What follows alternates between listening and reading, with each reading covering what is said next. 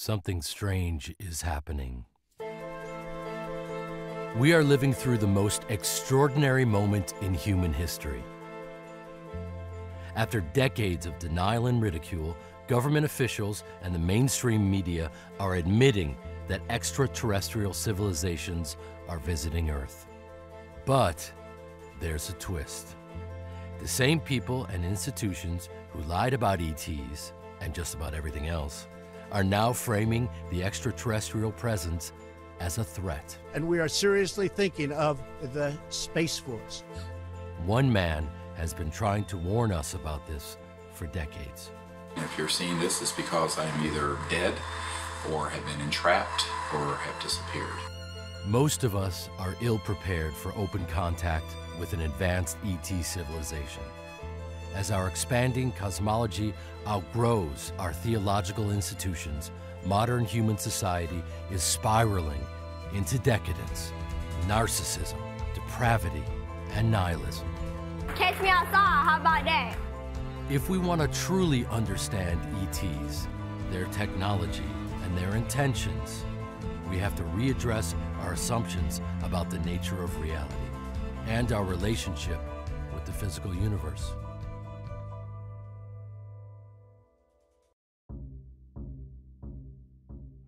On the surface, oh, UFOs are real, there are these machines zipping through the sky.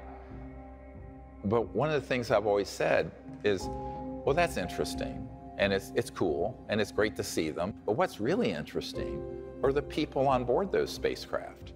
They're intelligent, they're conscious, they're here, they're interested. Why are they here otherwise? But no one has made the question, how do we develop that relationship with the occupants of the UFOs? That's what this is about. It's going from just sort of a materialistic view, there's a machine flying around the sky, and sort of a superficial view of it, to a deeper truth of who's on board, why are they here, what is their relationship to humanity, perhaps the origins of the human race. What are we to do to create a relationship with them, and how do we do that? What is the foundation of a relationship between humans at this stage of our evolution and civilizations that are hundreds of thousands to millions of years more developed technologically and socially and perhaps in consciousness? We have to find where that point of commonality is. I have put a briefing together for every president since Bill Clinton, and to the extent that they know anything, it doesn't mean they have control over these covert programs. The unacknowledged special access projects are run in a way that they are outside the purview and control of the president or the Congress. And for that reason, our elected representatives are unlikely to resolve this problem. But we can resolve it by going directly to these civilizations and saying, we're here. You can make contact with us. We're unarmed. We're friendly. Since 1990, a network of free thinkers and renegades have been bypassing the national security state to make direct contact with advanced extraterrestrial civilizations. Using the Close Encounters of the Fifth Kind protocols, or CE5, developed by Dr. Greer. This has proven to be the most subversive and dangerous information he has released to the public. Oh my gosh. Look at this shit, dude. Here's some look at this. Dude, this is all type shit right now, man. And talk about look at this shit right now. Oh my god, look at this. These three lights, they keep coming together and then they fucking go apart. Watch this. Look at it. Look at that. Look at it. Dude, look at it. No.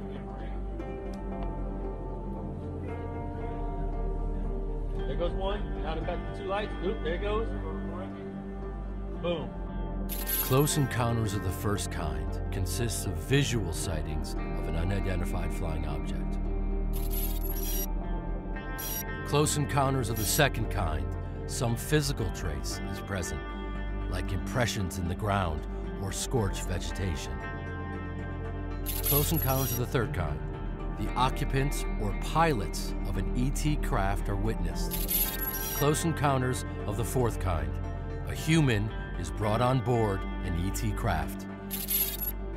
Close Encounters of the Fifth Kind, proactive human-initiated communication with extraterrestrial beings.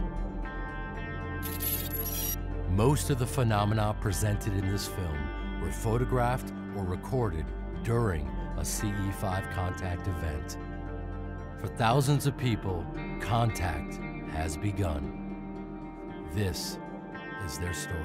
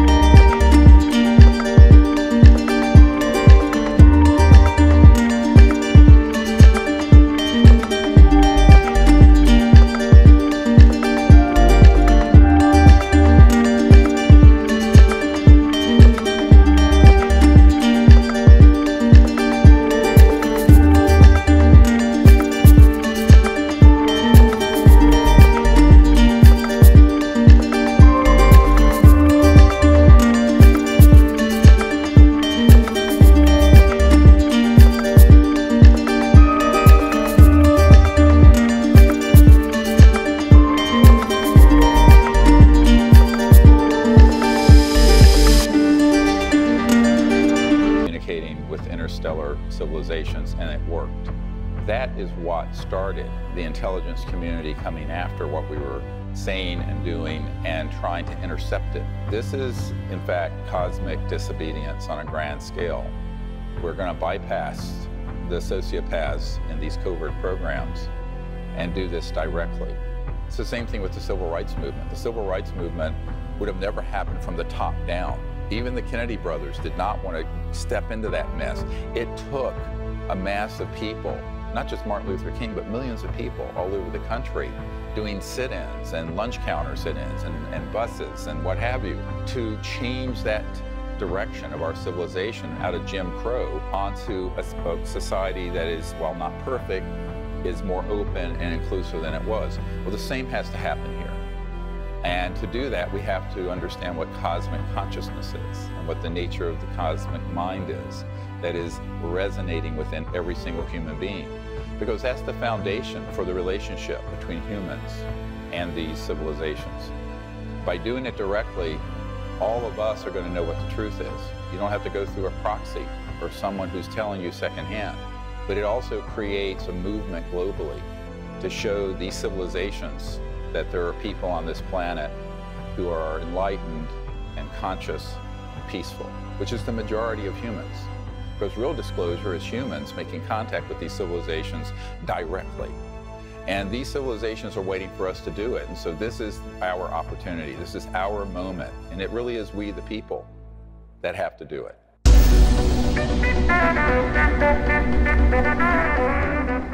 Well, for decades, only crackpots and crazy people believed in UFOs. That's what I thought anyway. And then in recent years, it turns out that governments have been taking them seriously all along. Very seriously.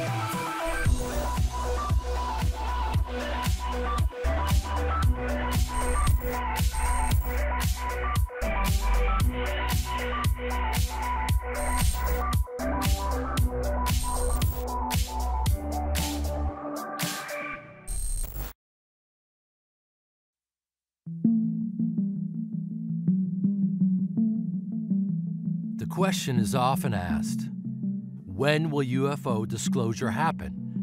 The answer is, it has already happened. It happened in 2001 at the National Press Club in Washington, D.C., where military, NASA, and intelligence agency whistleblowers testified to their involvement in the UFO cover-up and the back engineering of extraterrestrial technologies.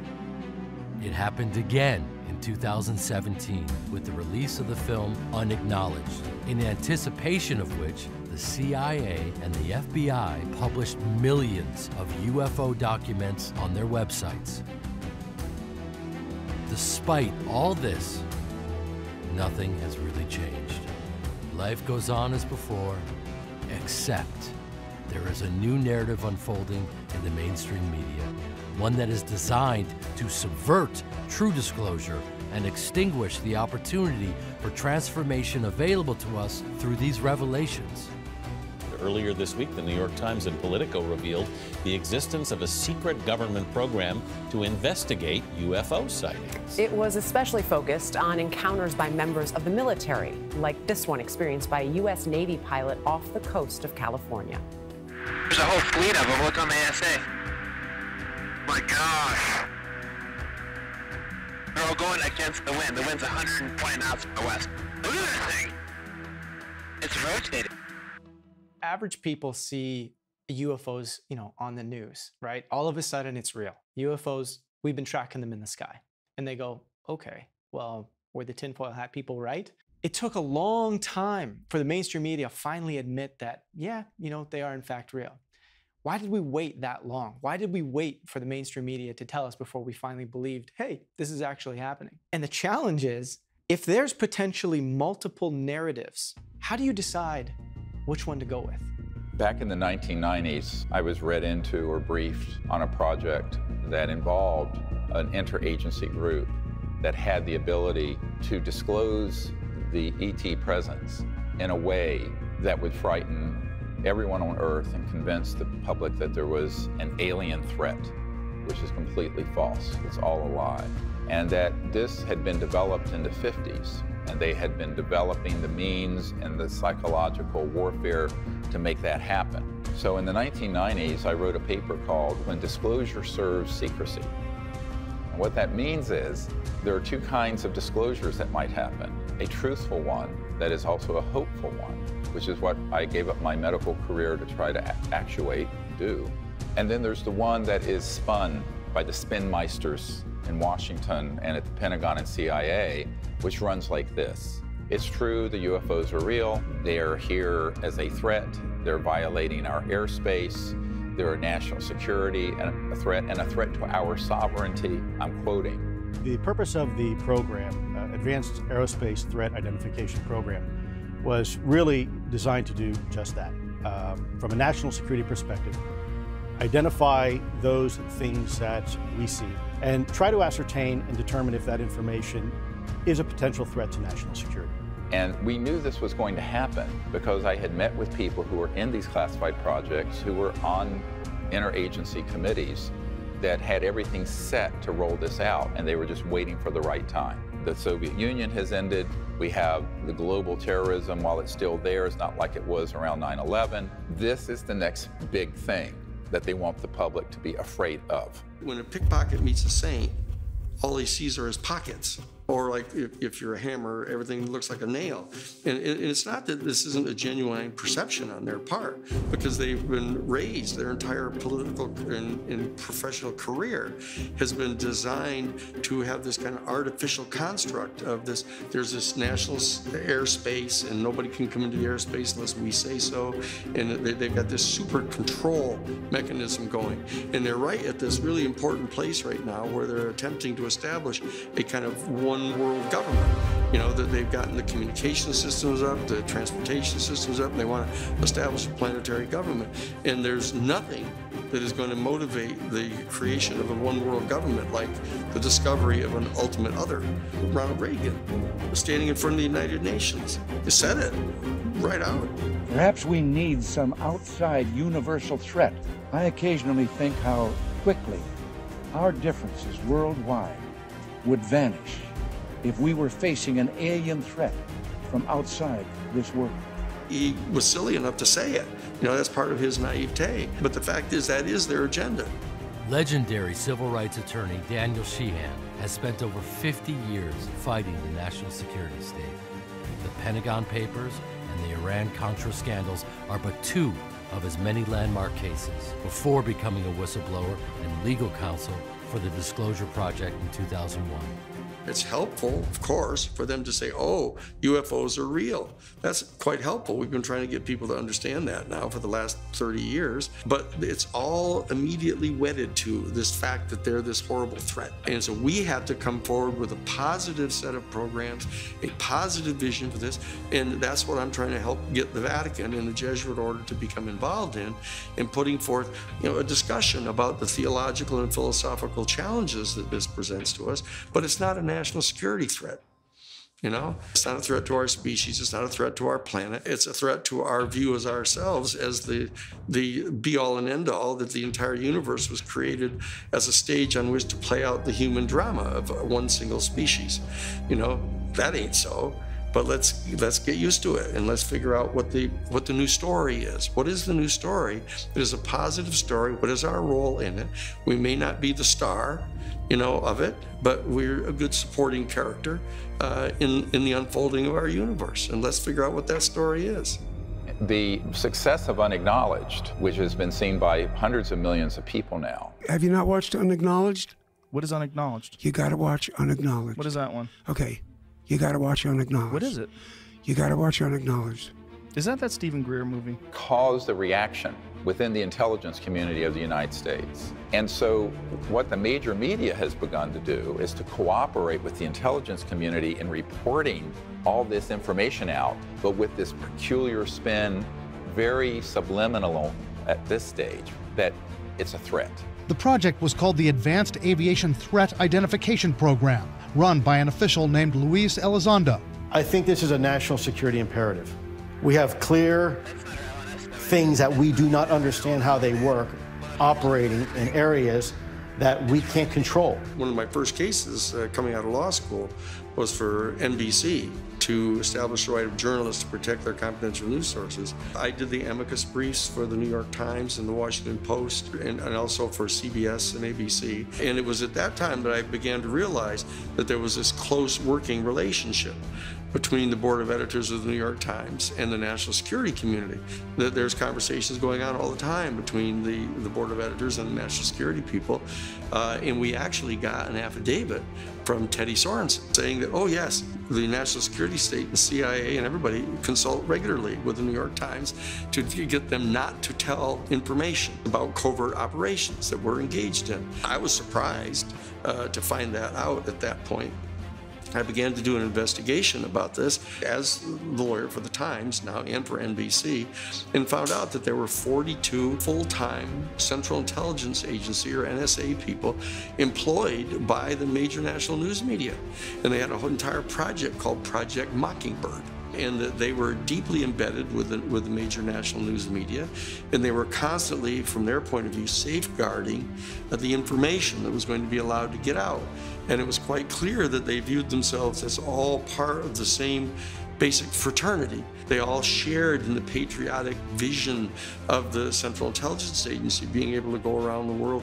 The thing we had the biggest challenge with on the Pentagon Papers case is they didn't want to reveal the fact that there was a massive assassination program going on, and it was being funded by heroin trafficking, you know, to keep it away from the congressional funding investigations, et cetera.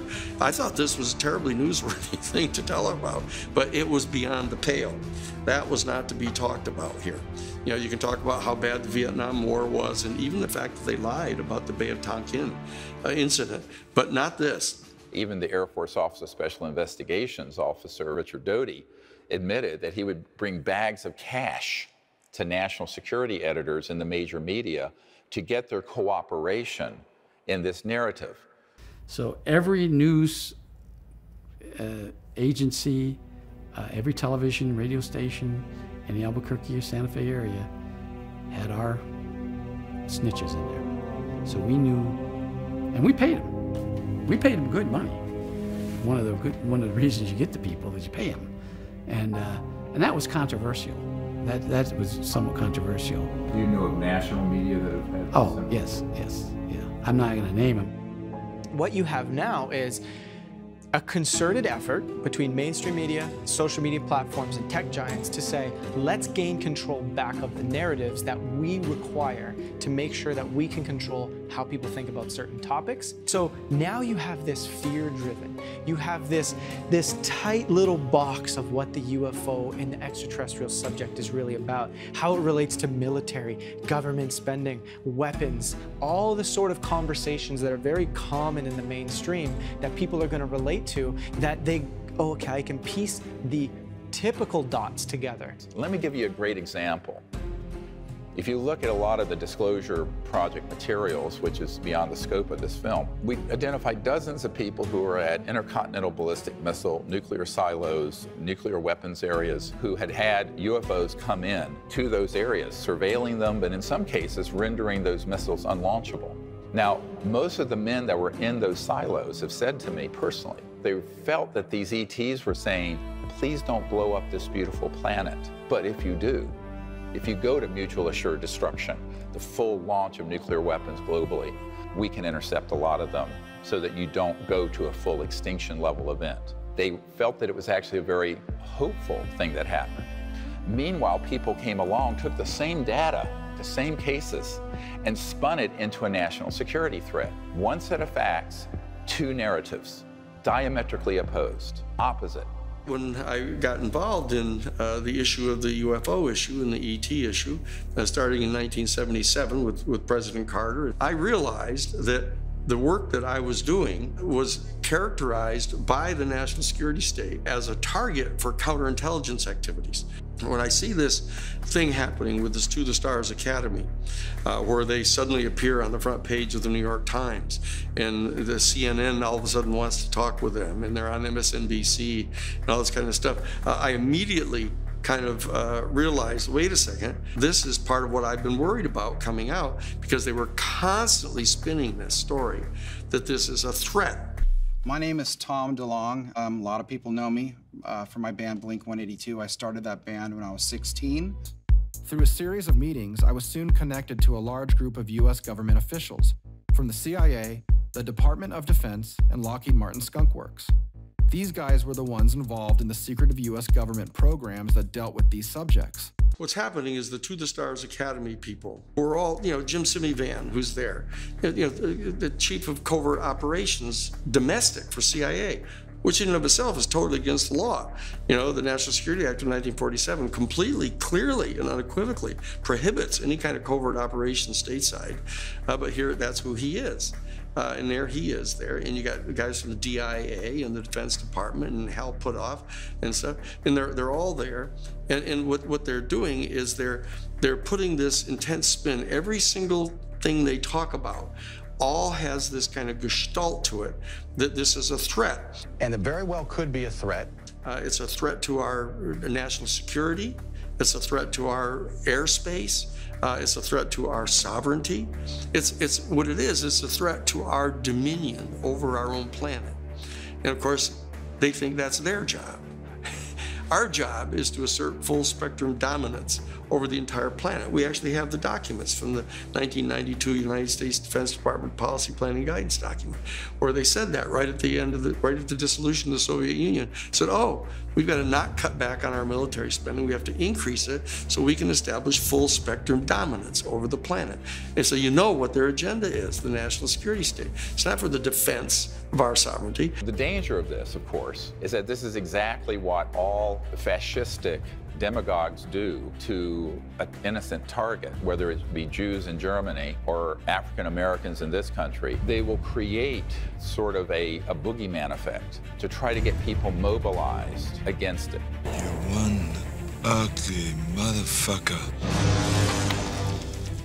And as one member of a royal family told me, we need to do things so that the public will accept in blood and treasure the sacrifices needed to have an interplanetary war, I'm quoting. Bombshell CIA documents, previously published by the Disclosure Project, reveal a decades-long psychological warfare campaign to cultivate a culture of fear towards extraterrestrials. And it's interesting that Hollywood and the clandestine services are both spend most of their time convincing people that something that's not true is in fact true. I think probably Hollywood is full of CIA agents, and we just don't know it. And I wouldn't be surprised at all to discover that this was extremely common. Intelligence assets within Hollywood have made billions of dollars popularizing the narrative that humanity's first encounter with ETs will be a devastating bloodbath. Mr. Chambers, don't get on that ship. The rest of the book, to serve man, it's a cookbook.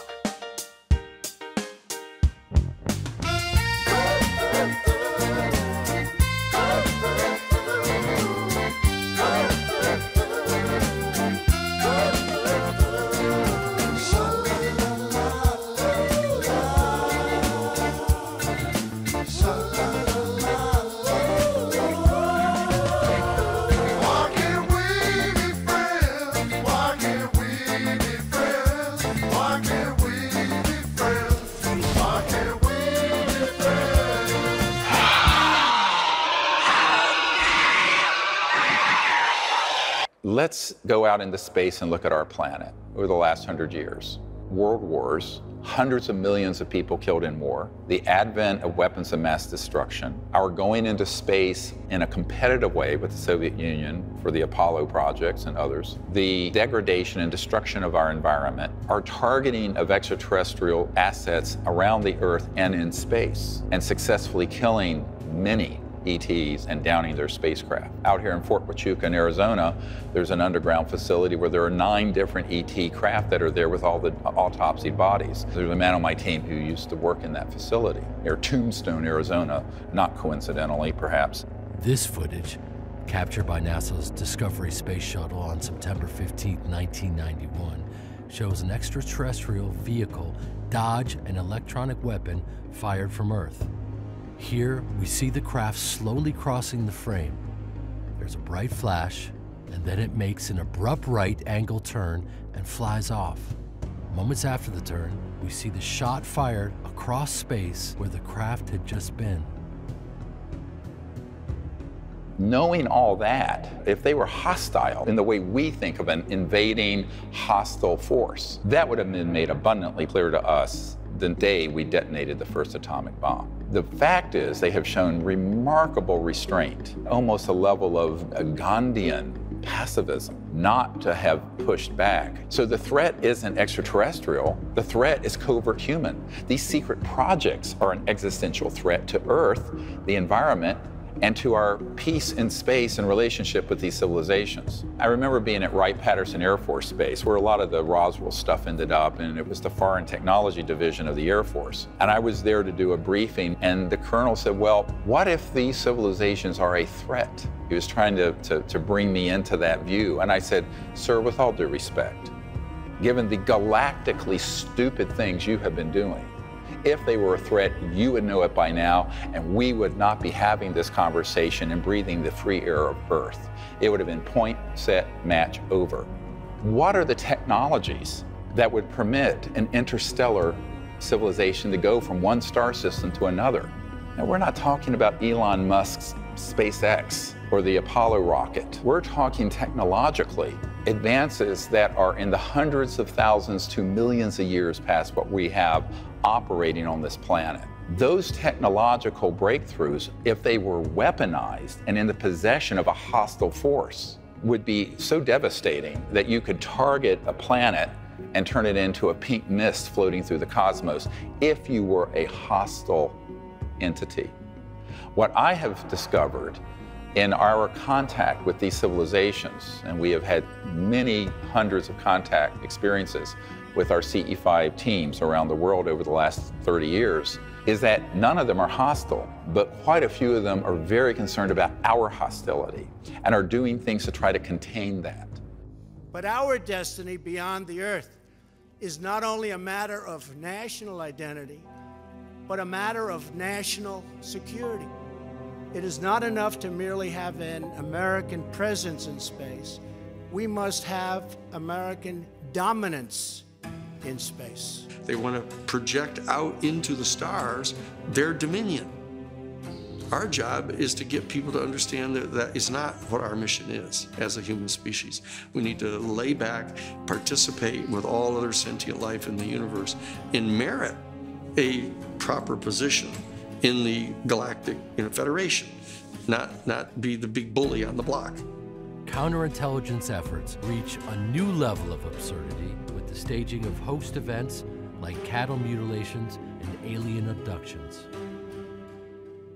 In 2017, retired Air Force intelligence officer Richard Doty made history when he admitted on camera that unacknowledged special access projects within the military do indeed stage alien abductions to lay the psychological foundation for an interplanetary conflict sometime in the near future. We did do that, yes. OSI did that. There was a special group out of the 7602nd Air Intel Wing at Fort Belvoir that came out and did that. They had these people that had maybe some sort of defects, anatomical defects that were brought in to fool people into thinking they're aliens. Yeah, I can't give you any specifics because it's still, the program is still classified, and they probably still doing it. I wouldn't doubt it. They were still doing it. This corroborates what dozens of other insiders have disclosed to Dr. Greer, but they're too afraid to testify on camera. Colonel, you're about to find out who your alien really is. General Stahl! Some years ago, I had a meeting with the Crown Prince of Liechtenstein, Hans Adam von Liechtenstein. He had reached out to me through some of his contacts. He said, look, Dr. Greer, we have to meet, but we can't talk about this on the phone. Your efforts to effect disclosure are noble, but they will not be able to be permitted, and not for the reasons you think. I said, well, this is interesting. Finally, we got together in New York City in July of 1994. He said to me, in 1989, a group of us were trying to do disclosure, and it involved Gorbachev, President Bush Sr., himself, and the UN Secretary General Pérez de Cuellar. And in the course of us putting together the high-level planning meetings to do this, Pérez de Cuellar, the UN Secretary General, was abducted out of his limousine in Manhattan. He was told by the aliens that if they did not cease and desist from their plans to disclose this information, that every world leader involved, including the President of the United States, would be abducted. This blew up like an atomic bomb in the Bush White House, and it did not go forward. I said, okay, well, tell me more. He says, well, we've concluded that we have to prepare the public for an interplanetary war. And in doing so, we can then also force the return of Christ. I'm quoting. And I just listened.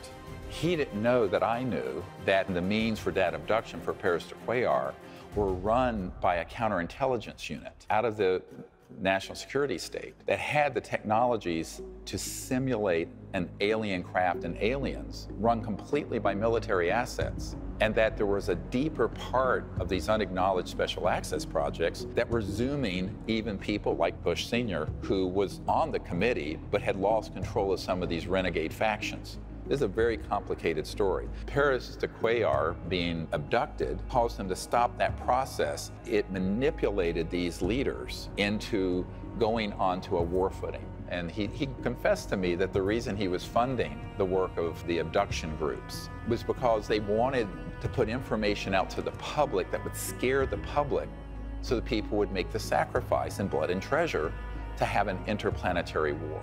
Now, this is 25 years ago. It was not a happy meeting for me. If there's any one thing that is going to mobilize people to allow the national security state to establish full spectrum dominance over our planet, it is this. The beings themselves, interestingly enough and very importantly, aren't putting out their own story. They're not doing that yet. They're trying to get us to understand it. They're trying to give us warnings. They're trying to help raise our consciousness, which is a critical part of this entire operation going on, and trying to get us to do this for ourselves. That's what this is all about. But the national security state realizes that that's a slower process, so they're now trying to hurry this up. There's a kind of an emergency process underway right now. Make no mistake about that. When I was briefing the director of the Defense Intelligence Agency, the very first thing he asked wasn't about this subject. He looked at me, he says, "Dr. Greer, what we don't understand is why you haven't killed yourself yet." He said, "Well, my dad knew about some of this way back in the 60s. No one would do anything about it." So he took his revolver and ate his gun and blew his head off. Now this is a 3-star general telling me this story in the first 10 minutes we're together. I said, "Well, I'm sorry that happened to you, but I understand where your dad was coming from." Because it's sort of this,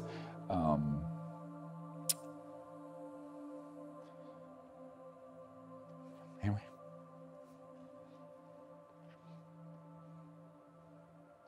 Oh, take a breath.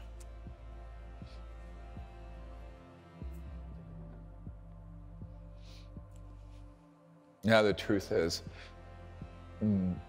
there are a lot of people who've been on my team who are military, who've killed themselves, others who've been assassinated. So the other thing that keeps me up is,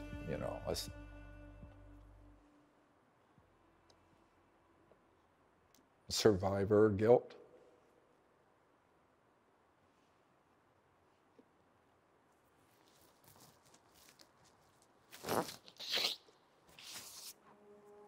Sorry. This national security state is the bane of our human existence right now. And so we have to start disassembling that national security state because, even assuming, say, Bernie Sanders, hypothetically, were to become president, the national security state isn't even going to tell him where the washrooms are. That whole group is going to descend upon him, and they're going to give him at least as much trouble as they've given Trump. If you got into the office and you found out something about aliens, if you found out something about UFOs, would you let us know? Well, I'll tell you, my wife would demand that I let you know. So that's why they want Joe Biden and Kamala Harris to come in and kind of, continue to get things, quote, back to normal, where the national security state is functioning. They're all operation, they're all going to brief Goldman Sachs, and they're putting people from Goldman Sachs in charge of the economy, that kind of thing. We have to rise above those kind of dialectical politics, bring the people up, raise the consciousness of the people, and have this function through democracy. We've got the tools here. They're in front of us, and we've got access to the internet still. They haven't taken that away from us yet, but there's a short window here. One exception to the almost universal failure of world governments to initiate peaceful diplomacy with ET civilizations took place in France in 2007. Then President Sarkozy's Ministry of Defense reached out to Dr. Greer to train its senior officials in the close encounters of the fifth kind protocols. During a covert test run in the French countryside, ET craft were tracked overhead going 200,000 kilometers per hour. And this massive mauve-colored craft partially materialized a few meters from the group. Since the operation was swiftly halted by national security state interests, it remains the duty of we the people to become peaceful ambassadors to the universe. Much like a denial of service cyber attack can bottleneck and bring down a computer network, millions of people initiating contact would completely overwhelm the national security state's ability to subvert disclosure. The national security state people, and potentially working with and through the To the Stars Academy, are going to be pitching this problem. Saying, well, we can't just let our whole civilization know that there's this highly advanced, technologically superior society out there, and because our whole culture will collapse. Whereas, in fact, it's quite clear that it's their defense of the elite this 1% of the human family that basically ends up controlling over 40% of all of the wealth on the planet that they're really defending. And it's their world that they're trying to defend. So that you see that this is a subset of a larger question about how spiritual consciousness and the evolution of consciousness, of understanding what we really are in the makeup of the universe, is a threat in itself to this elite. Because that is the dissolving away of these kind of differences among ourselves, and this coming into a full ownership of our proper place in the universe puts these people out of business as the ruling elite. And so that the raising of consciousness of our human family is so closely related to the opening onto the extraterrestrial experience that both of them together are viewed as a threat by the elite. What they're afraid of is that this is such an accelerator as people have these repeated contacts with the extraterrestrials, their whole consciousness starts to rise. They start becoming aware of the fact that we're damaging our environment. They can become aware of the fact that nuclear weapons are kind of an insane thing to have. War is a really bad idea.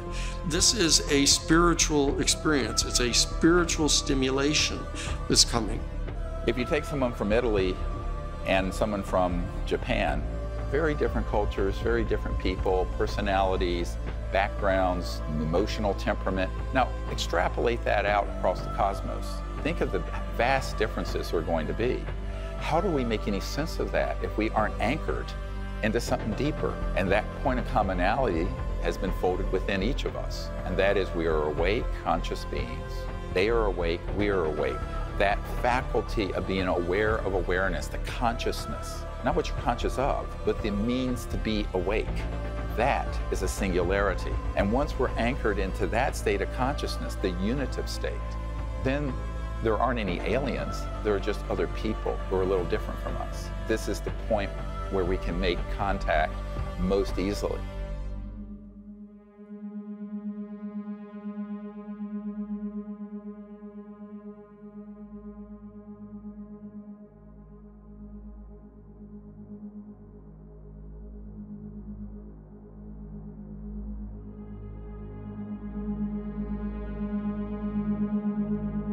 When I looked at Close Encounters of the Third Kind, I said, well, somebody knows what's going on here. Because it had a lot to do with the telepathy, the sort of dreams people had that led them to the Devil's Tower in Wyoming, all this. And I then found out that Spielberg had actually had a man, J. Allen Hynek, who was the head of Project Blue Book for the Air Force, who was the chief consultant who opened up files for him so he could make that movie almost like a docudrama. In 2011, a CE5 group at Joshua Tree National Park successfully contacted an entire flotilla of ET craft. In the unprocessed night vision footage, we see what appears to be two distinct craft. But image enhancements reveal that these are two parts of a superstructure or mothership surrounded by an entire fleet of ET vehicles. How is this possible? It is not possible to simply crowbar extraterrestrials into our traditional, relatively primitive view of reality. In order to make sense of things, and indeed, in order to make contact, we have to pause and readdress our assumptions about the very nature of reality. This is an essential reflection which reveals that the mystery of extraterrestrials is but a signpost that points to a far more profound and intimate secret, one with the power to transform us and the cosmos forever. One day I went to my mailbox and I got out a little flyer and it said, we're inviting you to a meeting with Ben Rich, the chairman and CEO of Lockheed Skunk Works, former UCLA alumni. He'll be speaking to the engineering alumni group about his time at the Skunk Works. So as he was finishing his talk after about 45 minutes, his last slide was a black disc zipping off in outer space. And he ended the talk by saying, we now have the technology to take ET home. And the whole room burst out laughing. We said, did he just say that? And as he was walking away, I followed him and I said, Ben. He turned around and looked at me and I said, Ben, I'm really fascinated with what you had to say today. And I said, I would really love to know how these craft, how we would do that, what would we use to get to the stars? He looked at me, trying to figure out who I was, I think, and he said, well, let me ask you a question. How does ESP work? And I was really taken back because, frankly, I was asking a question I wasn't expecting to get a question back. So the first thing that popped in my mind was all points in space and time are connected. So I fired that answer back to him. I don't know, all points in space and time are connected. He said, that's how it works. He turned around and he walked away. This astonishing admission from a top military-industrial complex insider proves to be much more than a simple analogy. The physics of UFOs, how they travel and communicate through interstellar distances, how they generate power, how they're manufactured, is beyond the grasp of unclassified mainstream science. Instead, a model of reality that accounts for ESP is the only model in which we can begin to comprehend ET technology. If you're traveling beyond the speed of light, I call it the crossing point of light. It's like this beyond the sound barrier. Well, there's something beyond the light barrier. And you're going from, say, the Andromeda galaxy. That's 2.5 million light years away. So at the speed of light, it would take 2.5 million years for them to get here.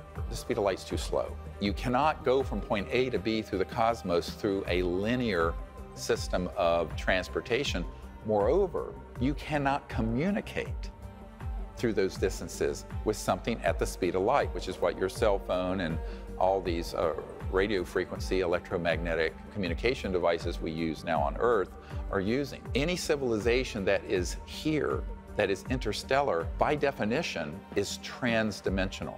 They're passing through other dimensions and dropping out of linearity and going from A to B, boom, almost like a teleportation where it's that resonant effect from point A to B.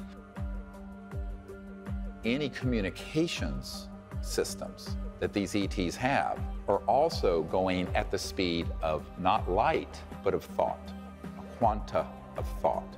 We think of consciousness and thought as this sort of amorphous, irrelevant, interesting, but mystical thing. But the central operating system and communication system for all interstellar civilizations is consciousness and thought, and technologies that interface with them. God, prana, chi, magic, consciousness. Every culture throughout history has had a word to describe this intangible energy that connects everyone and everything. Decades of laboratory studies show that our minds have a mysterious ordering effect on quantum-level phenomena. Despite overwhelming scientific evidence, most people would still be shocked to learn that certain scientists have known that the force is real for a very long time. One of the people that I met in the course of doing this work was astronaut Edgar Mitchell, who was the sixth man to walk on the moon. We have sightings of all sorts. There seems to have been a great deal of secrecy surrounding the so-called UFO event.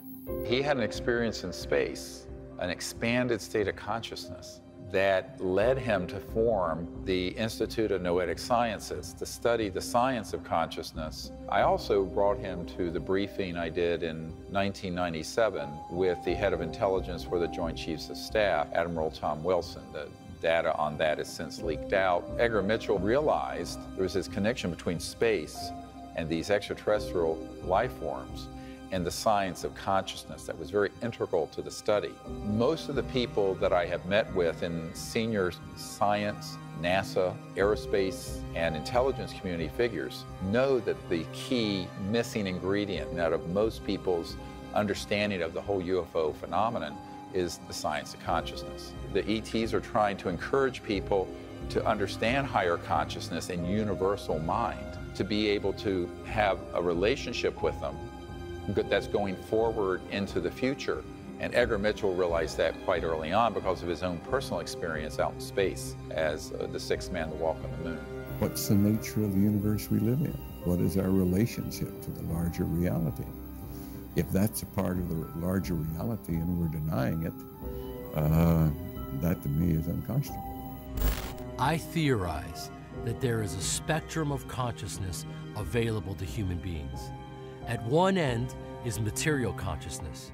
At the other end is what we call field consciousness, where a person is at one with the universe. perceiving the universe. Just by looking at our planet on the way back, I saw or felt a field consciousness state. Dr. Edgar Mitchell. We've thought for a long time that the closer we could look at the operations of cells in our body and our brains, the closer we'd come to finding the location of consciousness. And while there's been fantastic work at mapping neural connections and understanding more and more about the brain and memory, what we find is that we still don't know where consciousness is. Adam Michael Curry is an inventor and entrepreneur whose groundbreaking work as a teenager caught the eye of Princeton's Dean of Engineering, Dr. Robert John. Dr. John recruited Adam into the Princeton Engineering Anomalies Research Lab, where they studied the mysterious ordering effect of consciousness on quantum systems, an effect they called mind-matter interaction. Now, a non-localized picture is the picture of consciousness on which we're converging now, which is to say that consciousness does not seem to be strictly produced by the brain. It involves the brain, but there's something much deeper going on here. Consciousness may not be localized to our bodies, but may be a fundamental feature of the physical world in which we live. The universe looks less like a big machine than a big thought. Dr. Dean Radin, Chief Scientist, Institute of Noetic Sciences. Consciousness, this faculty of being sentient, awake, is not limited to our brain waves or our bodies, but in fact transcends the limits of space-time. It's an unbounded field of awareness. And that is true whether you recognize it or not. Interestingly, it doesn't matter if you intellectualize it. That is the reality of it that has been proven through scientific studies, such as Dr. John's work at Princeton, where they would have people put their awareness on a random number generator that's spitting out zeros and ones randomly, and would intend to shift it, say, towards zeros, and it would shift without any linear wires, just their thought. Essentially what a random number generator does is it looks at something intrinsically random in the physical world, typically a quantum process, and it converts those into a string of ones and zeros. So you can think of it kind of like a coin flipper where heads is 1 and tails is 0. Now if you collect a large enough sample size, you find a 50-50 distribution of these ones and zeros, meaning physical reality is behaving the way it should. Well, if you get somebody in front of the machine and you ask them to use their intention to mean shift the thing to more ones or more zeros, what you find is that there's, not all the time, but often a significant mean shift in the direction of their intention. Now that's a very simple experiment, but the implications are absolutely profound. That suggests that, in fact, consciousness does not seem to be just an illusion or just a localized phenomenon, but that it does have some sort of capabilities to affect the probabilities at the deepest layer of reality, down in the basement layer of the quantum world somehow. In this flow, mind and matter are not separate substances. Rather, they are different aspects of one whole and unbroken movement. Dr. David Bohm, physicist. The best way to understand non-locality is to understand that in both physics and in consciousness, there is a connection that exists amongst all things, from photons to people to awareness, that isn't limited by space and time per se, that are woven within each other. Dr. Emoto, the Japanese scientist, began to experiment with water and people putting their intent on the water. And he did photography that would show these different crystalline structures. If it was a very negative emotion, the crystals would be all dissonant. But when it was highly ordered conscious or love, the structures were these beautiful ordered structures that he would photograph. And this was repeated by other scientists. Water has a crystalline component, but it's also tied into, like all matter in space and time in the universe, to this consciousness force field. If you enter into just a quiet state of consciousness and intend something very positive, it literally altered the structure of the water itself. Non-locality is au courant with modern physics. Schrödinger talked about non-locality and entanglement in the 1920s, but it really wasn't until 1970 that Friedman and Clauser at Berkeley discovered that photons born together like identical twins, can move off into the distance from one another, and you grab one twin and you change the polarization of the other, even though they're very, very far apart. And the lingo describing this in modern physics is, we would say, they're entangled with one another. There was an unpublished experiment that we did at the Pear Lab, which we called plant RNG. You have a room with no windows, and you have a house plant that needs light to grow. You have a single growing light up on the roof. The growing light can turn in one of 4 quadrants, and which quadrant that light is showing is controlled by a random number generator. So you put the plant in one corner of the room. The light has an equal chance of shining in all 4 quadrants. But you give it enough time, and what you find is the light actually shines far more often on the plant than on the other coordinates. It's as though life itself, even life or consciousness in something as simple as a houseplant, bends probabilities in the physical world in the direction of what it needs, in the direction of its growth and its evolution. I see that experiment as profound because it shows to me what consciousness does in the world. How could ESP work? Does ESP violate any physics? First of all, you can't violate the laws of physics, not like going through a stop sign. If you have a phenomenon, physics has to change to agree with your phenomena. The biggest interest in classified intelligence projects has to do with the science of consciousness. Because even during the Cold War and before, in World War II, they realized that there were people on the other side of some of those conflicts that were very adept at what's now called remote viewing, the ability to use consciousness to spy on a remote place. These programs began to be studied scientifically and then routinized, made routine in the intelligence community back in the 40s, 50s, 60s. You could say my spiritual development was paid for by the CIA. It's a very unusual situation. In 1972, Dr. Russell Targ, a laser physicist at the Lockheed Missile and Space Company, joined the Stanford Research Institute to begin a CIA-funded psychic espionage program using remote viewing to gather intelligence on distant targets. So we had a 20-year program at Stanford in which we worked with the CIA to describe what the Russians, what the Chinese were doing. We were forecasting on a Monday whether the market would go up or down the following Friday, and we made 9 forecasts like that, 9 weeks in a row, and they were all correct. We made $120,000, and we're on the front page of the Wall Street Journal. So back in 1982, when we were making money on Wall Street, ESP was real. Everyone who is seriously interested in the pursuit of science becomes convinced that a spirit is manifest in the laws of the universe, a spirit vastly superior to man, and one in the face of which our modest powers must seem humble. Albert Einstein. We didn't invent remote viewing. It was known since biblical times. The Buddhists spoke in very great detail about how to quiet your mind, look into the future, and if you're an accomplished meditator, you were expected to be able to see into the distance, see into the future, heal the sick, and diagnose illnesses. And various times during the next millennia, people would discover that yes, indeed, you can look into the future, you can look into the distance.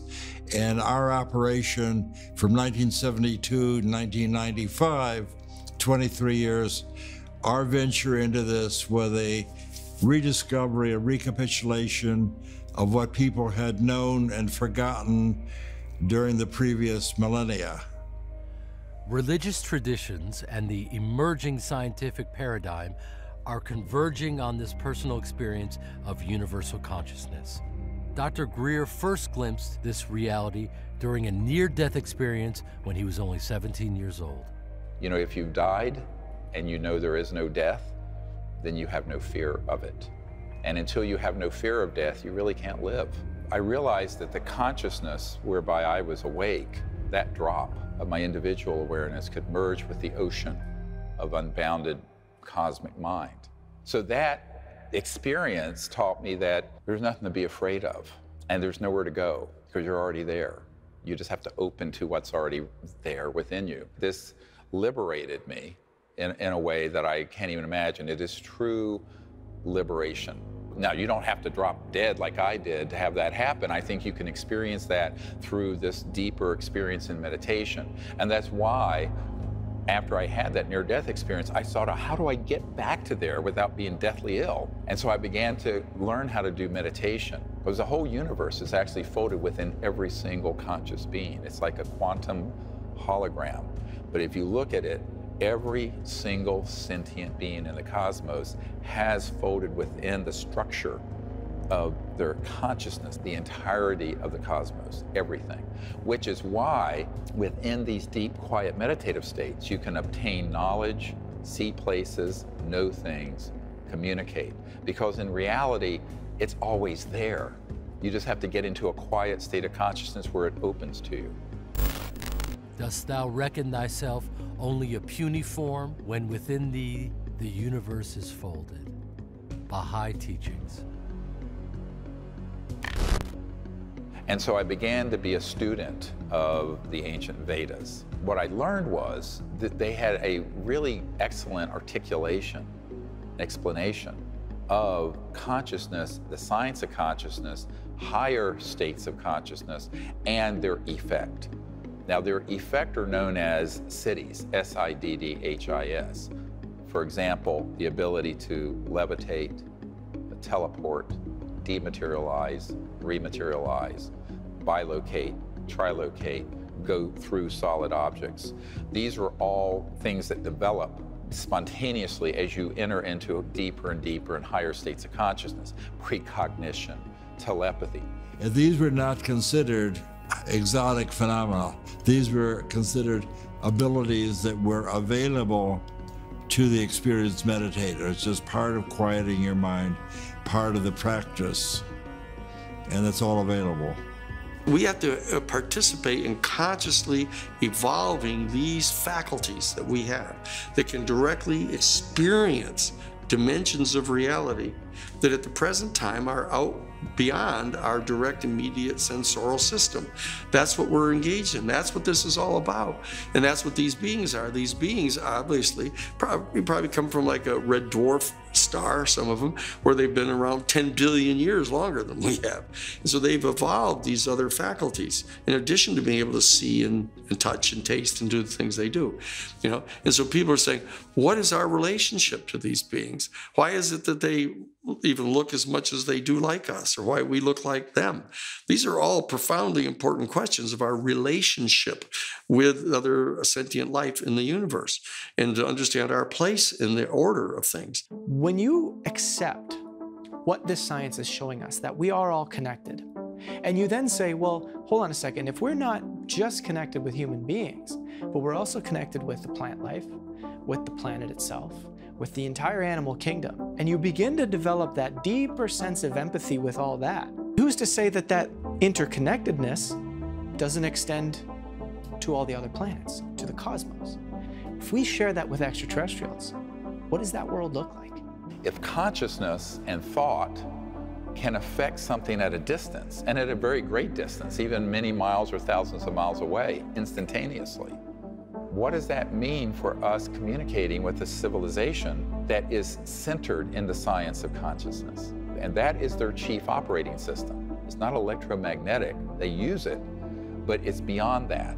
So now add to everything we know about the internet and communications and telecom, and then add a deeper level of trans-dimensional physics that involve electronic devices very clearly picking up intended coherent thought.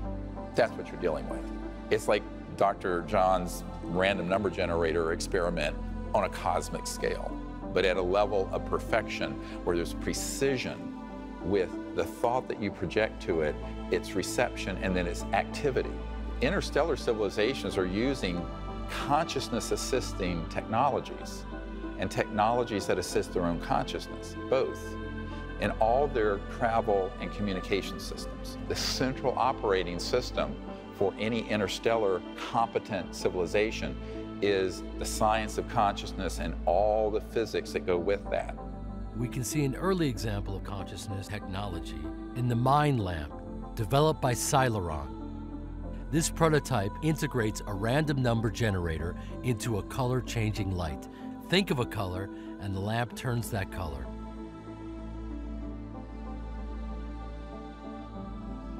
Well, that's what I actually was doing. First, I was doing sunset. Oh, cool. This basic interface between mind and machine points to a deep interconnection between all things that science is only beginning to recognize. It's the means for us as a civilization to be anchored in something more profound than the superficial aspects of being, say, human. Because humanism isn't enough, because we're dealing with non-human life forms. Now we have to transcend even humanism and our common humanity into this idea that there has to be something more universal within us that's also within these extraterrestrial civilizations that bind us together. And luckily there is. It's this field of consciousness that is cosmic and universal. And that's what's inside everyone. It doesn't matter if it's a homeless person on the street or an MIT professor. If they are conscious and awake, the entirety of the cosmos is folded within them like a conscious quantum hologram, because consciousness isn't limited by space and time. People say, where do I have to go? Well, first you have to go within yourself, but you have to understand what yourself is. And there's your individual ego and self, but there's this deeper aspect of ourselves that is simultaneously interwoven. And when we go deep in meditation and connect to that, then we have reached the point that we can be an ambassador to the universe, because we have become universal. In our time, this search for extraterrestrial life will eventually change our laws, our religions, our philosophies, our arts, our recreations, as well as our sciences. Space, the mirror, waits for life to come look for itself there. Ray Bradbury. Once this question mark is introduced into your brain, you start searching out answers. It was like the kind of the Dreyfus character in Close Encounters. You want to know what's really behind the screen. And because we're not being told this, and you know, we do have the ability to change life for the better on this planet, but we're being suppressed and we're being stopped from doing it for a variety of reasons, most of which are greed motivated. So we went out to Oracle, and sure enough, I mean, we did these protocols and we got into meditation, which is something I want to learn about more. And, you know, things started to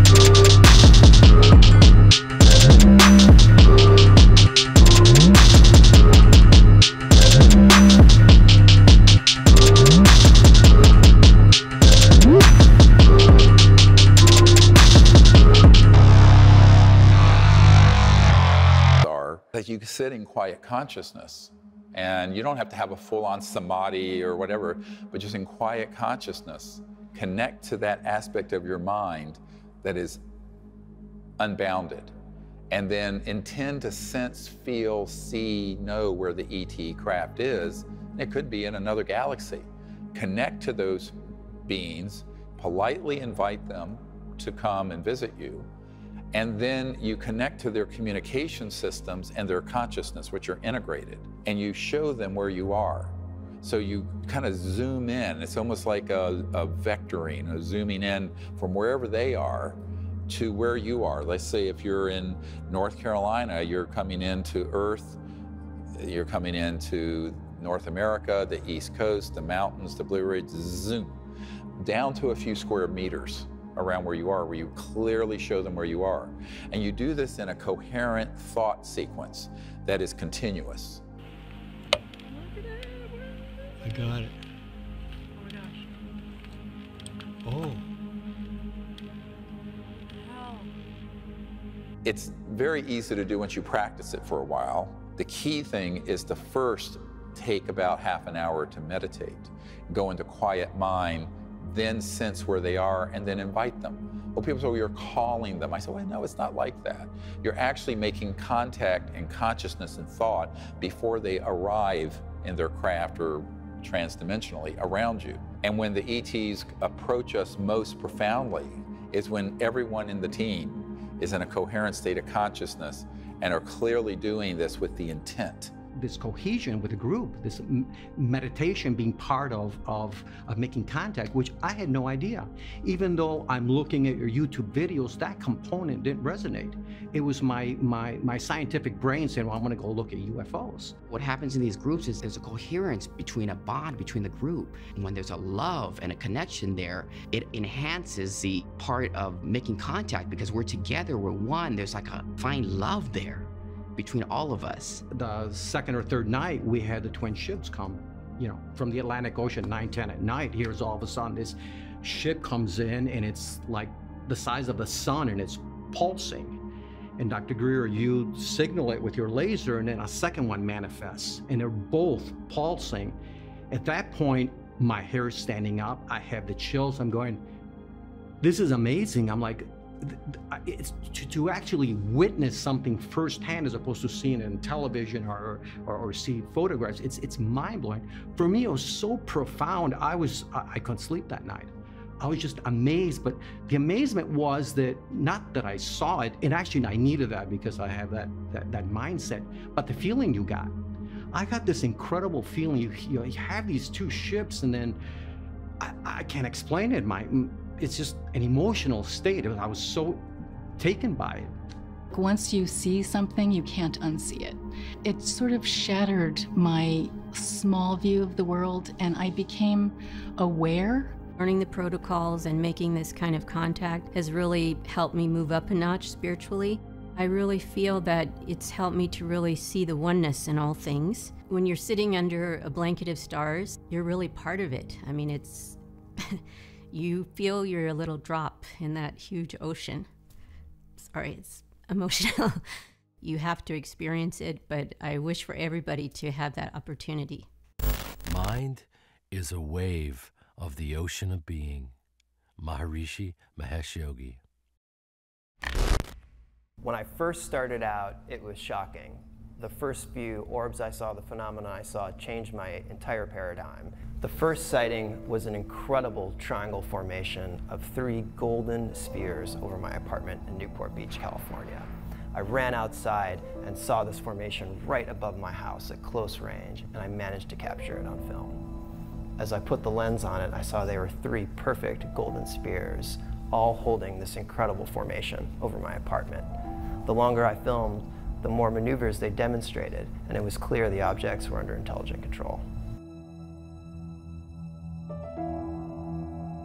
It was Christmas morning, December 2016. I was on my porch having coffee when I saw this incredible double-staged orb flying through the air. I was following this object upward, and it went right up like it was going to pass out of my line of sight. When I asked the object, please turn back around, I didn't want the experience to end. Amazingly, it stopped, changed direction, then headed back downward. That was truly profound to me, that I could meditate, send my thought into the universe, and then have a visual response in the sky to confirm that we are interacting with each other. That says something about the nature of mind, the nature of the phenomenon itself, and the power of our own consciousness to interact. In October 2018, we had the biggest sighting I've seen yet in Long Beach, California. My girlfriend and I were in the backyard when we saw this huge white object in the sky. And this was different than most of the normal orbs I filmed. This object was elongated and almost looked like a moving portal in the sky. Amazingly, once I got the camera on it, an incredible triangle formation of orbs shot out of this main object, and I captured it on film. You can hear how excited I am in the film to see this again, this triangle formation for the third time. Whoa, what the fuck is that thing? Wow. Holy shit. Continued to film the object as it traversed across the sky when suddenly it started ejecting a series of these smaller orbs, 50 smaller objects and counting. Strangely, I could only see the smaller orbs on my infrared camera. They were not visible to the naked eye. It goes to show you how much is flying around in the sky that we can't see.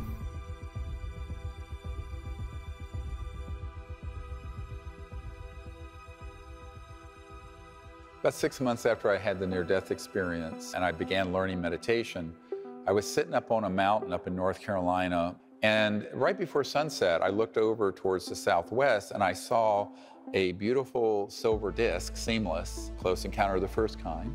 It looked exactly like the ET craft I'd seen when I was 8 or 9, when I was a child in North Carolina, which actually ignited my interest in all of this.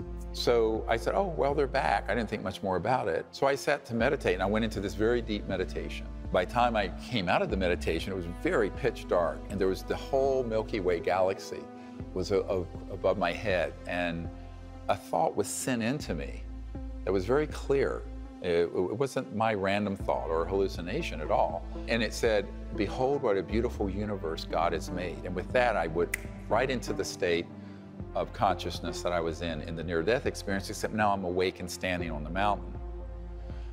And at that instant, I became aware that there was sort of a glow, an energy field right below the peak and through the forest. I thought it was a deer standing on its hind legs. And it had these beautiful deer-like eyes. And I went, what is that doing here? You know, and I realized it wasn't a deer, and it actually appeared and then dematerialized, came over and touched me on the right shoulder. But I could sense its energy field was still there. It was phasing in and out of 3D and the near dimension of astral energy. And when it touched my right shoulder, I could actually see my ski jacket indent. And all my hair stood on end. It was like this electromagnetic pulse. And I had long hair, and it was sort of ding. At that instant, I vanished off the mountaintop onto the ship. And then we were, bang, almost instantly out in space.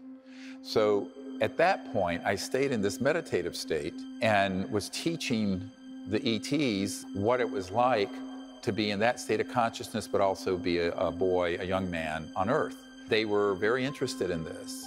And then we kind of merged together in our meditation, and I created with them this protocol for making contact with them. 2 years later, Dr. Greer attempted to recreate the experience during a meditation teacher training course in the French Alps, resulting in the first mass witness CE5. What we experienced in France was really life-changing for me. It was the summer of 1975, and that was the year we both turned 20. When we were in teacher training, it was very intensive. We were meditating, doing yoga, listening to endless tapes of Maharishi. So I did a deep meditation, went into this state, and could sense where in space these ET crafts were, connected to them, introduced myself by name, and then vectored them like you would vector a jet into JFK Airport. All of a sudden, right out of nowhere, appeared a metallic, silent, tetrahedron-shaped silver ship. It just appeared. And I said, "What is that, Steve?" There was no sound. And it was just suspended in the air and then gone. And there was just the blue sky again. It will happen if you do it with just a pure state of innocence about it. And that's when I realized that this can actually be done with groups of people. And I just filed that away. Snoopy 2, if you would, turn towards the tower and show me your light so I can look over that way with glasses. 72, Roger. We got, I don't know where they got to now. There was two of them. They were low, and then they went to about 4,000 foot and started circling. There was two of them, no navigation lights at all on them. In 1977, Dr. Greer discovered how precisely he could vector ETs to a specific location. Upon reconnecting with those beings using the CE5 protocols, he showed them his location in the Blue Ridge Mountains, but first directed them to where he was born and raised, in Charlotte, North Carolina. Then he went to sleep. Two objects over the Coliseum. Yeah, I do have something. I got a Cessna out there eastbound. I don't know what the other one is. Negative, you got two of them out here and they keep circling. Unbeknownst to him, that attempt to initiate contact precipitated a major sighting over Charlotte involving pilots and air traffic control. An insider has leaked the FAA traffic control tapes that corroborated the encounter. Snoopy 2, no sir, I'm not painting a target right now. Maybe there, Roger. We got something out here flying around. I don't believe it's flying saucer, but it ain't aircraft, so I don't know what it is. What I experienced was that I'm awakened and there's this kind of beautiful cobalt blue ship, maybe 20 feet above the ground outside my window, the bedroom window. This wakes up my housemate who's in the bedroom adjacent to mine. He comes running out, says, "What did you do?" And the lesson from that was the specificity of the vector. In other words, I was very specific. I vectored them first to Charlotte, showed them where Charlotte was, the epicenter where all this was going on, was over the part of Charlotte where I was born and all that, and then guided them from there up here. And I think what they were saying to me is, we can be very specific with instructions, and we'll show you that. It was a teachable moment. And I sort of felt like I really shouldn't do this unless I have some higher purpose to. Sounds like a close encounter. 72, Roger.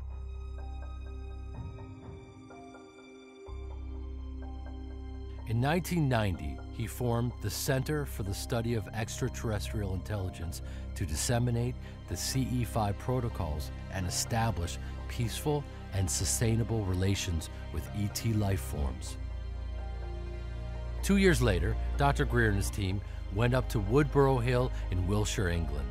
There, they visualized and thought a geometric pattern symbolizing the trilogy of components that make up the CE5 protocols: thought, light, and sound. Immediately, this crop circle appeared in the field nearby.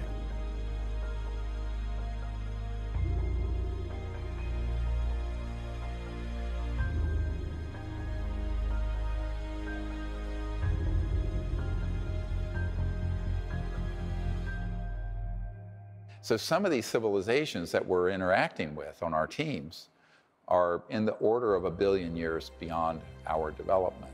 And all those beings in that civilization are in a state of unity consciousness that is so enlightened that they could be confused with, say, an angel or something, but they're not. They're not from, they're ETs with star systems and planets and bodies, but their level of consciousness would be at the level of, say, the highest spiritual realm.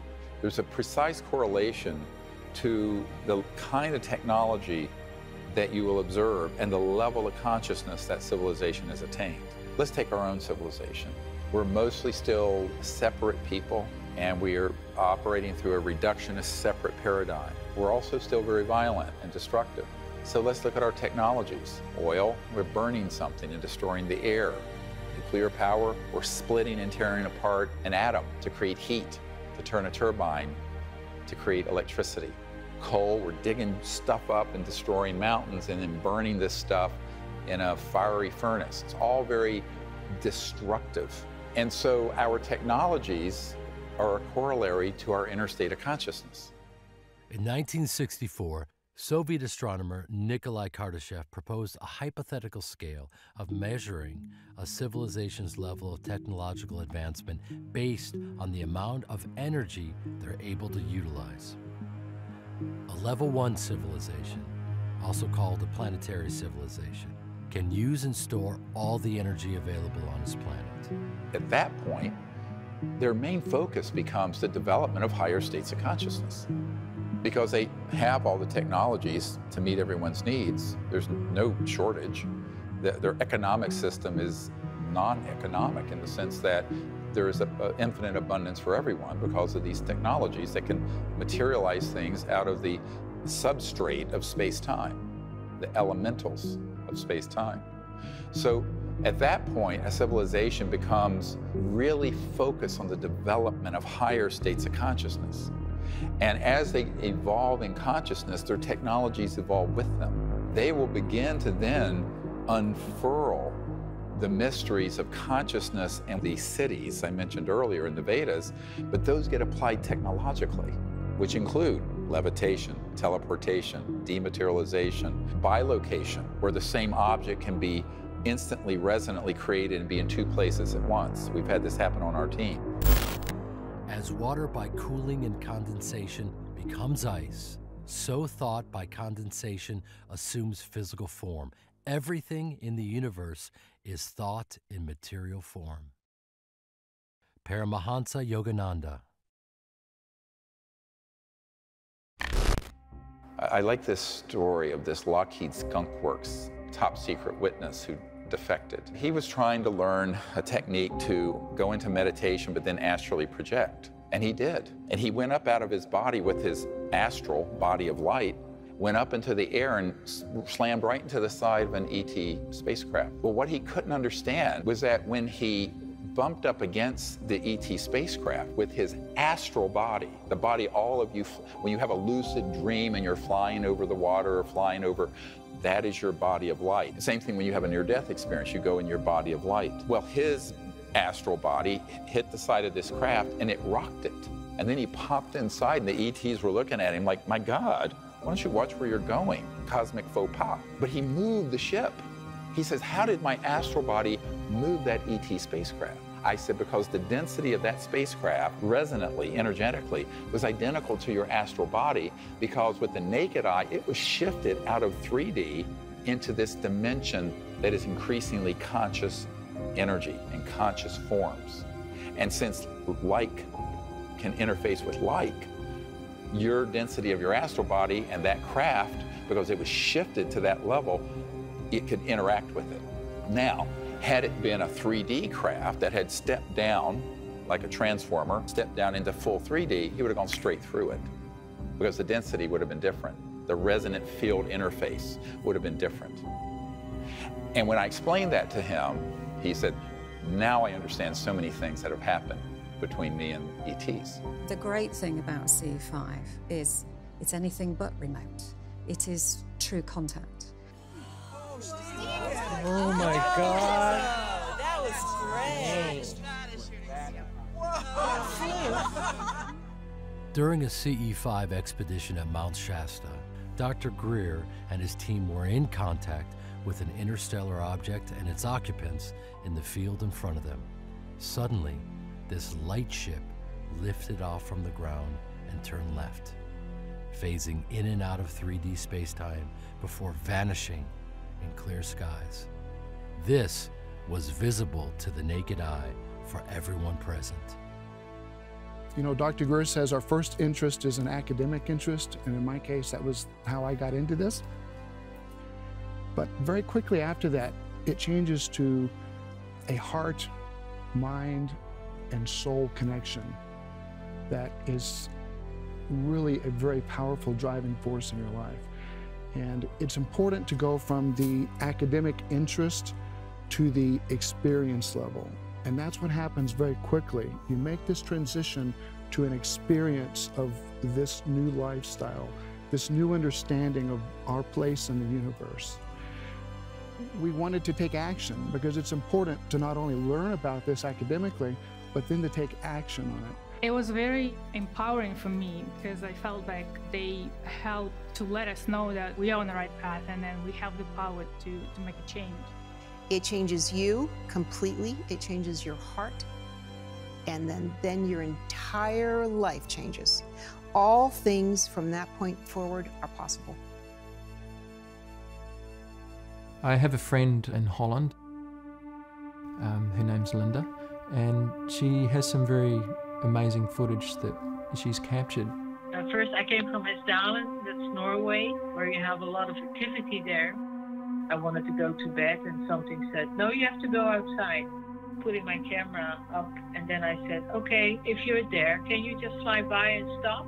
So the craft came at very fast speed and stopped, and then, okay, and flew away. This is amazing. It'll stop, turn left, turn right, move around at all kinds of angles. And she's had multiple events like this happen. What will be evident in that footage is what she has actually asked for them to do. So I know there's one case where she has told me herself that they have produced a V shape, and she requested that in consciousness. So I looked up, and suddenly something appeared in front of me. And then I said, are you there? And then they come out. They divided themselves in 6 balls, and then 3 balls, and there were lots of other lights. We see this quite often, but it's very unusual to get it on video. And this is why it's a fantastic example of the kind of maneuverability that these spacecraft can make. I really do love it when people get things like that and they can show people.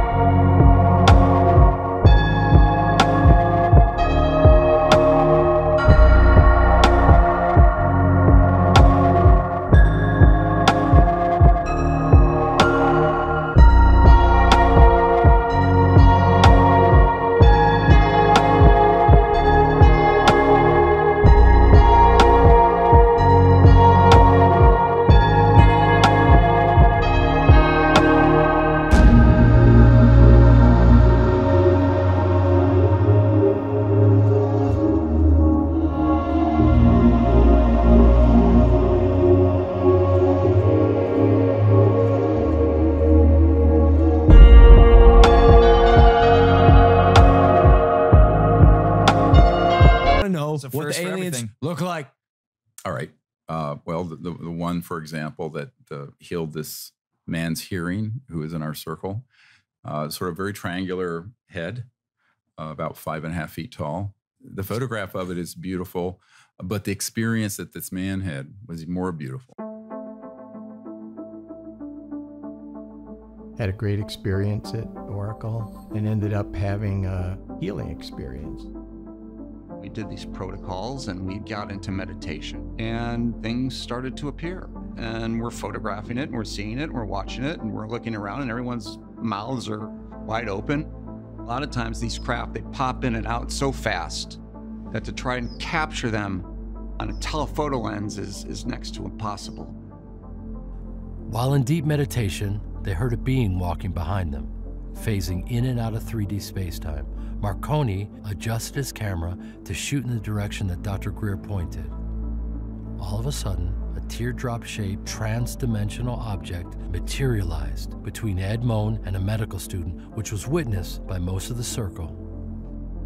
We reviewed my photos from that particular time, and there on the hillside, standing behind a man named Ed Moen, was this being that everyone's like, whoa, what is this? This being has a very triangular face and has been seen on a number of our expeditions, and they are known as master healers. Ed he wore hearing aids in both ears and he couldn't hear, half the things people were saying to him. Had hearing loss, from high school. I would avoid parties and social settings where lots of people, to gather together because it was uncomfortable not to be able to hear. Got to my room and I felt this draw to go back out there. So I got up and walked out, and I saw this red light out in the middle of the desert about 300 feet away or so. I connected with it right away. I could feel it. I knew that it was aware of me and that it was indeed the thing that was calling me. So I invited it to come and hang out. At one point, Daniel heard me talking to this red orb, and he couldn't believe it either. He went and got his camera and took a short video clip of this red orb. He said that for the next 45 minutes he had a communication with them, and at the end of the conversation he said, "Do you think you can do something about my hearing?" Got some sleep, and when I woke up, I went out to breakfast with some of the people in the group. I had hearing aids, and they weren't with me at breakfast, and it was a very emotional event for me to discover that I could hear everything everyone was saying at the table, and not only at my table, but at tables away from me. And I haven't worn my hearing aids since. I had a hard time finding them to bring them here. They do a very good job, but not as good as the ETs did. It's changed my life, you know, it really has. And that's the part that gets me. I didn't know this happened to him until I saw him the next day on the hammock. And he was just relating the story, and he was crying like a baby. And just to watch the emotion coming out of him was very moving, and he's had perfect hearing since then. My takeaway from the event and from my experience with the ETs is that they've been in my life a long time, and I just didn't know it. It's such a beautiful world waiting for us. It's useful for us to think about our own experience over the last couple hundred years. You go back 200 and some years and show Thomas Jefferson a modern smartphone. To anyone of that period, it would look like something that was magic. Any sufficiently advanced technology is indistinguishable from magic. Arthur C. Clarke. We're dealing with civilizations where almost every aspect of how they appear in our time-space would look like magic to us. And in the CIA, this is actually called WSFM. Sounds like a radio station. It stands for Weird Science and Frickin' Magic. A spacecraft can be completely 3D, like you see a solid aircraft. It can be partially in this dimension, but shifted mostly into another dimension. So I liken this to like when you're turning a dial on an old AM radio, and you can move it across, and you suddenly pick up Chicago and New York at the same time. They're bleeding together, dimensional bleeding. And so often these ET craft will be partially in this dimension, but mostly out. And all that we will detect in this dimension might be an electronic signature, orb, or an object that appears and flashes in and out, a scintillation of light that then vanishes, or an object that comes in where it looks almost like a hologram of an ET being that will be standing amongst us, but it's an electronically teleported version of that conscious being. I love this one. His name is Bijou. It's pronounced Bijou. He's an interstellar being from Andromeda, and he has a very bright looking nose because there was an orb here that teleported him onto the site. With the naked eye, the only thing that was seen was this sphere that came up right beside my shoulder. What was amazing is there was a light kind of illuminating this being. He was just floating in sort of this energetic space, and it looked like he was waving at me. He's sort of doing this, floating. He's in the air maybe 5 feet up. When I asked him where he was from, he said it was from Andromeda galaxy. Sometimes I have to pinch myself and make sure, you know, I do a little self-check to make sure I'm just really seeing something or it's not my imagination, but that was a huge confirmation that, you know, we are really onto something with what we're doing, that we are really making contact. The ETs are participants in the whole story and this whole unfoldment. So it's really amazing that you're communicating with someone from, you know, an entirely different world, and you know, it's mind-boggling, really. Now this is beautiful. We were on the beach and this appears right on the sand in front of me. And you can see the eyes very faintly. It's barely in this dimension. It's very crystalline. It's pitch black on this beach. This being highly intelligent, an extraterrestrial civilization at the level of the celestial. So it visualized humanity evolving to the point that everyone on Earth were in cosmic consciousness and enlightenment. That's what we're talking about. 500,000 to 1 billion years ahead of us. Get a load of this. We're in a deep meditation I'm leading. We're in cosmic consciousness. This is a Peruvian doctor, medical doctor. I call it the cosmic spermatozoa. It looks, and it comes in and it wraps around her and she begins to have the kundalini and an enlightenment experience like she's never had. And of course, this happens a lot on these expeditions, but we got it on photograph. Isn't that cool? I love this one. It's just off the edge of the hill and you see people turning to look. And it was this object that materialized into this dimension and lit up and then dematerialized. What I saw in my remote view was a very large craft filled with ETs from different civilizations that were joining us in the meditation. Because that's what they're interested in. They're interested if you have a pure heart, a clear intent, and you're wanting to join them in universal peace. That's it. They don't care about your degrees, they don't care about... This is what the Prince of Liechtenstein said.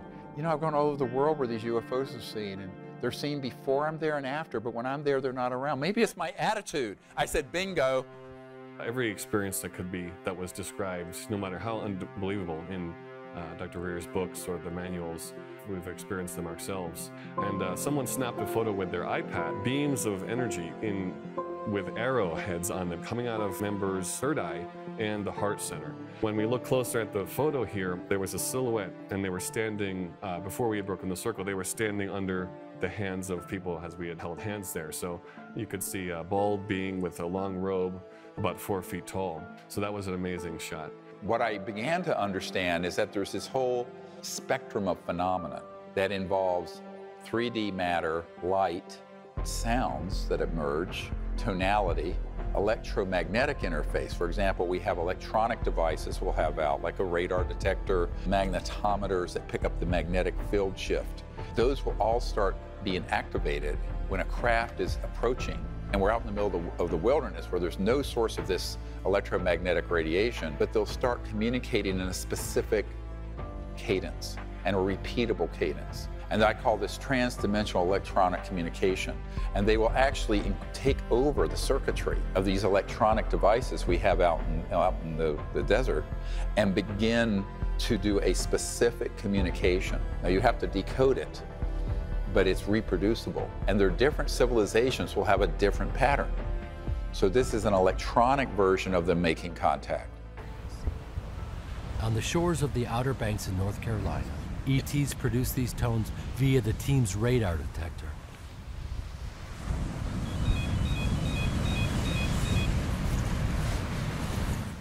An enormous golden object appeared, illuminating the ocean. Yes. Another object appeared and made a 180-degree turn, a maneuver that no satellite can make, then dematerialized in clear skies. What comes up in the context of CE5 is something's happening. What is it? How's it going to affect me? Is it and all the drama comes up. The Independence Day images, the drama that's all through YouTube, all of the programming that is out there comes up because we're saturated in it. What I would suggest to people if they are experiencing fear or if they feel apprehensive about doing it, make sure you do it in a group. Make sure you set up the parameters of unity, of peace. This is a frequency that is far out of the spectrum of fear. So there's an incompatibility there in a scientific perspective. If you think about resonant waves, the energy, the gratitude, love, joy, peace, all of that, this is a frequency that you establish first through whichever practice appeals to you, and then extend your connection from there. Researchers have discovered that remote viewing and meditation are most effective when the participant enters a state called heart-mind coherence. The human heart contains 40,000 neurons that can sense, feel, learn, and remember. you can bring your mind and heart into this coherent state and have more access to intuitive knowing by consciously focusing on positive emotions during your meditation. These beings they respond to our thought. They respond to our thought, so they will not be invasive. And if you're feeling like you want to continue whatever contact experience that is happening, but there may be a bit of residual fear that you're trying to work through, tell them. Say, look, I'd love to carry on doing this, but I feel a bit scared right now. Can you help me with that, you know? And they will. And that's the other evidence I know they're not hostile. We've been all over the world, thousands of hours, with thousands of people, have had all manner of contact at a distance, intimately, beings, ET beings appearing in our rooms, all kinds of things.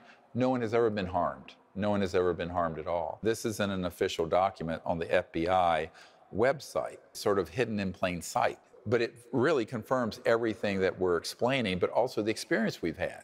And this isn't from 1947, so this is 72 years old. He goes through and describes that they are peaceful people, they traverse these dimensions, that they have these abilities in consciousness. He even relates to some of the Vedic terms of the kind of capabilities witnessed from these beings.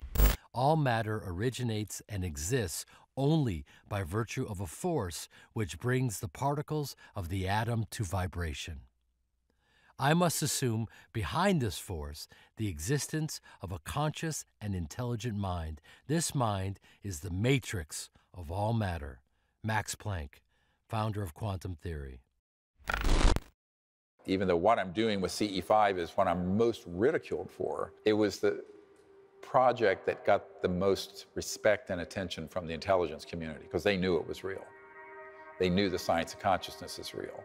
They knew that these ET civilizations utilize communication technologies that interface with thought and telepathy and consciousness. They all know this. This is an open secret in the intelligence community. We all think that power is derived from your weapon system, your financial clout, the usual materialistic paradigm. The reason that the deeper elements of the intelligence community have this intense interest in it and don't want the public to know is that, first of all, it is extremely efficient spycraft, which they don't want others to have. Secondly, they know that if people understood the power of consciousness and of mass consciousness, they would be able to completely change the direction of the planet. That is, to me, the big secret. Most people have heard of the random number generator studies through the Global Consciousness Project. A question tonight, can you actually measure the emotional outpouring in a worldwide crisis? Sometimes scientists think that they have done just that. Their machines and computers found a bizarre pattern right after several global disasters. This was an experiment in which researchers placed dozens of random number generators around the world and analyzed their data to see if they could discover anything about global or collective consciousness. On September 11th, a few hours before the first plane struck, this network of random number generators became more coherent, less random and more coherent. It may sound bizarre, but Dr. Nelson and his team have been at this for the better part of a decade. The first spike showed up in 1997 with the death of Princess Diana. Other events like the Concorde crash, the Madrid train bombing, and the Pope's funeral all registered on those random number generators. But early on the morning of September 11th, the data went off the charts. The odds of this being a coincidence is less than 1 in 100 billion. This shows there is a deep relationship between collective consciousness and the physical world. Sociology studies of meditators, where they go into a community, say you have a town of 200,000 people, and they would send in 1% of the population equivalent, 2,000 people, to go into deep meditation. And they found that emergency room visits declined, violent crimes declined, robberies, all kinds of negative behaviors declined, even though those people didn't even know they were in the city. Because there is this resonant effect through the force, if you want to look at it that way, through this entangled, interwoven consciousness field. And people who didn't even know these meditators were there became more ordered, more peaceful, more happy, etc., and so on. This was actually based on the studies done in quantum physics in which a container of helium was cooled down to absolute zero. When only 1% of the helium became aligned to coherent, the entire container went through a phase transition, instantly shifting into coherence and taking on almost magical properties, a state called superfluidity.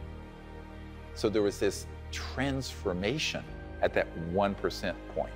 When a critical mass of people, and whether it's 1% or a fraction of that, depends on the state of consciousness of those who are practicing the meditation or a prayer or coherence. But at that point, you can shift an entire civilization. If we all become coherent, just 1% of us, like a molecule of helium, and we become aligned and coherent and move in the right direction, it will transform the other 99%, even though they don't know that we're doing it. And that's the beauty and the power of the structure of non-locality in consciousness, is that it's all interwoven, but there's enormous power when you're operating at that deeper level of consciousness. And that the intelligence community is very much afraid of, because that's something, A, they cannot control, and B, it would transcend their ability to alter the outcome. The total number of minds in the universe is 1. In fact, consciousness is a singularity phasing within all beings. Dr. Erwin Schrödinger, Nobel Prize-winning physicist. I'll tell a really funny story. In '92, the head of Army intelligence and a few of his minions intercepted me and took me to a hotel room, very threatening. There was a National Security Agency person there, CIA people. They were saying, "What the hell do you think you're doing? Teaching people to bypass our systems and contact these civilizations." I said, "I don't recognize your authority over this matter." And then I looked them in the eyes and I said, "I'm not afraid of you, because I died when I was 17 and I know there is no death. I don't care about your money, and I've had direct contact with these civilizations, so you can't deceive me about who they are and why they're here." And the general just sat back like this and went, "Well, we know exactly who this son of a bitch is." And I said, "Yes, so this is what we're going to do." It was very frustrating for them, but later, a member of one of the European royal families, who I don't want to name, who was involved with that crowd, came up to me and she said, "You know, they're very jealous of what you and your team are doing." I said, "Jealous of what? These are the most powerful people." And he says, "No, they know that you guys actually collectively have all the power, and they wish they could do what you're doing, but they're in the box of this national security state program that they cannot escape from, and you're free. You're a free agent. You're free to do wonderful things, and they're not, and they're really jealous of what you guys are doing." It was a real insight into the sad psychology of the people who are in this pinched, small world. So I say to the public, you should be happy that you're not part of all of that. You have the freedom to do things they can never do. So let's do it. It's good to know that we have the tools we need when we apply C5 protocols. So anybody can do it, no matter where you're from, what background. You can just learn the protocols. We have a lot of friends from around the world who never been on one of these expeditions, and they just go online and use the protocols and apply them and have wonderful experiences. I'm practicing CE5 in Cambridgeshire, United Kingdom. Colorado Springs. Preston, British Columbia, Canada. Geraldton, Western Australia. Huntersville, North Carolina. Lexington, Michigan. Moorhead, Kentucky. Vancouver Island. In Shelton, Washington. New Zealand. CE5 を実践しています。鮫島と申します。Melbourne, Australia. Riverdale, Georgia. Beautiful Buckingham, Virginia. As in Germany. Ontario, Canada. Scappoose, Oregon. Vancouver. Guadalajara. Sydney, Australia. Winchester, Virginia. In Darlington, England.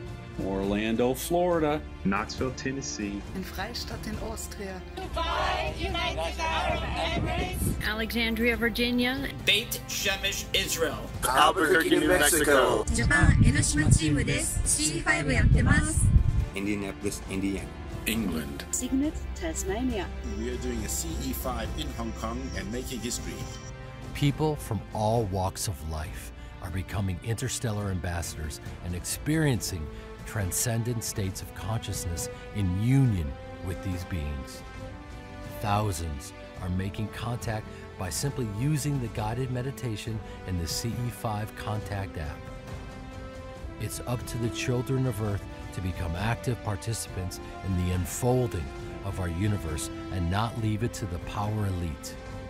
Once we reach a critical mass of people, a coherent and enlightened minority can transform the rest of humanity instantly. It's more about what your intent is. Do you have a pure heart, for lack of a better word? Do you have a clearness in your mind and in your heart?